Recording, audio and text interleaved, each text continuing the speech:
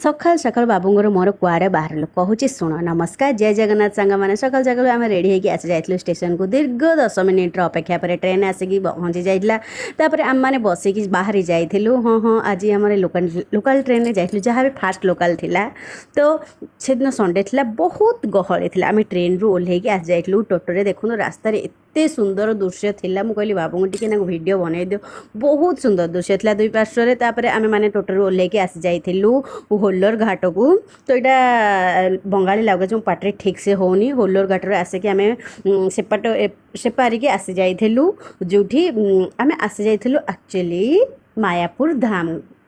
ए मसरे दी थर गोटे मस भितर दी थर आ पूर्व आसलु मत तो ये जगह बहुत भल लगी तो बाबूंगार मोर एमती हठात प्रोग्राम है फिर थे आसिक पहुँच जाइलु मायापुर धाम इस्कन तो बहुत भल लगी मैंने आसी जाइलु आसिक बुलाबुली करके पलैलु तापर दिन पुणी आम आसी जाइलु केते सुंदर माने पागटा बहुत बढ़िया था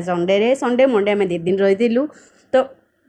ये आम दर्शन करी फेरुलु बर्तमान सकाल भोर 4टारू आसी जाइलु बहुत सुंदर थिला आ पूर्व थरक संडे आसलु तो आम दिन बेला रही बहुत गहली थिला एथरक आम भोर भोर आसलु तो फांका थिला हाल्का थिला गहली एते नथिला देखंतु एते सुंदर थिला गरम बिल्कुल नथिला तो आम सकाल सकाल आदि देखिकी फेरिकी ना ना यहाँ हूँ पूर्व न तो आम बुलाबुली करके जाइलु बर्तमान कौटिक ना गोशाला इस्कन भितर एते माने इस्कनटा बहुत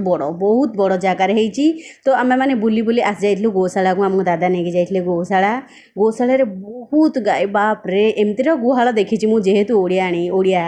मु गुहाल देखी किंतु ए गोशाला आसिक देखा गोटे बहुत अलग टाइप्र लगे बहुत सुंदर लगे जहाँकि मुझे कहीपरूनी खाली मो पाटर कथार जब जापारे जापारे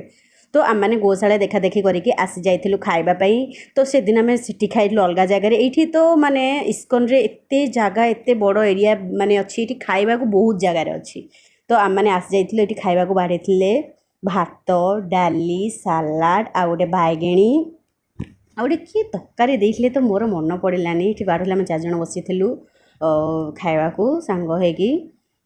बस खियापिया सरला आम बेसी भिडियो बनईनु डाली थी गोटे पनीर तरकारी आ गोटे कौन तरकारी मोर मन मन खायापिया करके आसी जाइलु आसलु आ गोटे जगह बुलिया तो यहाँ श्री चैतन्य जन्मस्थान थिला